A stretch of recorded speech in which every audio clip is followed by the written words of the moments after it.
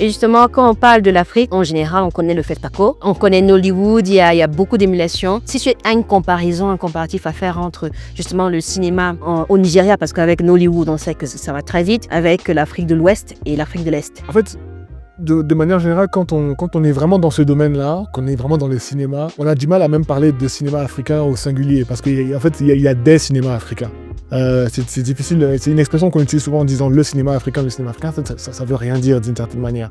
De la même manière qu'on peut pas dire le cinéma européen, on parle plutôt du cinéma français, cinéma italien, etc. Et je pense qu'il y a beaucoup de diversité. Moi, c'est aussi quelque chose qui me tient à cœur de représenter cette diversité, de faire en sorte qu'on arrête de mettre l'Afrique de limiter l'Afrique tout simplement. Et donc, il y a des différences importantes entre l'Afrique de l'Est, l'Afrique francophone ou le Nigeria. Déjà, ce sont des marchés très différents. Tout le monde connaît la taille du Nigeria, qui est un pays de plus de 150 millions d'habitants, plus de 170 millions d'habitants, qui est un marché qui se suffit à lui-même. Et c'est pour ça que Nollywood a pu éclore dans ce pays-là et pas forcément ailleurs, parce que déjà, il y a un marché intérieur qui permet d'absorber. Oui. Alors que d'autres pays, notamment en Afrique francophone, sont plus morcelés, plus petits. Et donc, un succès ne peut pas vraiment se mesurer uniquement à l'échelle nationale dans ces pays-là. Il faut pouvoir rayonner à l'échelle, par exemple, de l'Afrique de l'Ouest francophone ou de l'Afrique centrale, etc. Ce qui est plus difficile, puisque les codes ne sont pas complètement les mêmes, etc. Sinon, pour parler de manière générale, on peut dire qu'en Afrique francophone, il y a aussi une tendance depuis le début, depuis les indépendances, à avoir un cinéma un peu plus, un cinéma d'auteur, un cinéma un peu plus élitiste d'une certaine manière. Et ça peut s'expliquer par rapport à la proximité avec la France. Et donc un festival qui se tournait plus vers un public finalement occidental que local. Ok. Et je pense que ça a joué aussi, ça a peut-être retardé un petit peu l'aspect populaire du cinéma dans ces pays-là, alors que le Nigeria n'a pas eu cette trajectoire-là.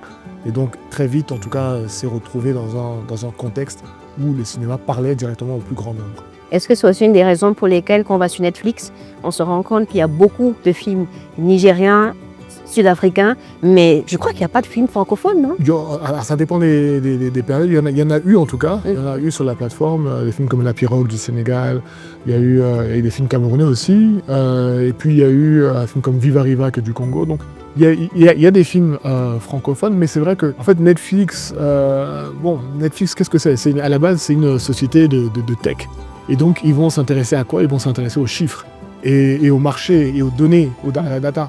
Donc il est indéniable qu'il y a plus de monde aujourd'hui, les marchés nigérians, sud-africains sont plus gros, sont plus importants. Et même pour au-delà d'une plateforme comme Netflix, même pour les chaînes comme DSTV ou Canal+, on va là où il y a le plus d'abonnés, là où il y a le plus de personnes qui ont la capacité de s'abonner. Et c'est ça qui fait la différence. Donc Netflix donne la priorité aux 3 marchés africains qui sont économiquement les plus matures. Donc l'Afrique du Sud, le Nigeria et le Kenya.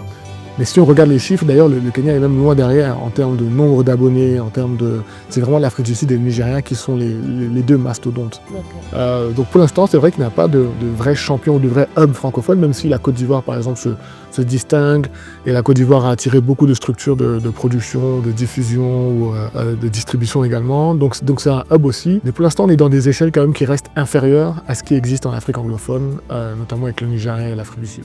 Mais du coup, est-ce que les habitudes de consommation au Kenya de l'audiovisuel, des salles de cinéma, l'achat des DVD et autres, est-ce que c'est différent de l'Afrique francophone? Déjà, si on prend même dans l'Afrique anglophone, les habitudes au Kenya ne sont pas celles qu'elles sont au Nigeria. Par exemple, au Nigeria, il y a beaucoup plus de gens qui vont au cinéma et les gens qui vont voir les films locaux au cinéma, ce qui est moins le cas en Afrique de l'Est et notamment au Kenya. Donc ça, c'est quelque chose aussi qu'il faut prendre en compte. Il y a beaucoup de diversité, donc c'est plus difficile d'avoir un retour sur investissement dans un pays comme le Kenya que dans un pays comme le Nigeria quand on fait un film local, un film national. Maintenant, en Afrique francophone, il y a maintenant de plus en plus de salles de cinéma qui sur les 10 dernières années, qui ont été construites, etc. On est en train de reprendre cette culture d'aller au cinéma, ce qui avait été perdu pendant très longtemps. Donc je suis quand même assez optimiste par rapport à l'avenir. Mais après, je dirais que ce qui manque en Afrique francophone, c'est quand même avoir une diversité d'options. Il faut qu'il y ait plus de salles, mais aussi qu'il y ait plus de chaînes de télé qui proposent des produits de qualité, etc. On voit quand même en Côte d'Ivoire, par exemple, avec la TNT, qu'il y a pas mal de chaînes locales comme la NCI ou Live TV, etc., qui commencent à sortir et qui commencent à émerger et à proposer des contenus distincts. Donc il n'y a pas que le groupe Canal par exemple, parce que le groupe Canal est quand même très très important et une sorte de monopole en Afrique francophone. Mais c'est important qu'il puisse émerger aussi d'autres chaînes, d'autres possibilités, parce que c'est ça qui crée l'émulation, c'est ça qui fait en sorte que la qualité ensuite augmente et que le public puisse avoir plus de matière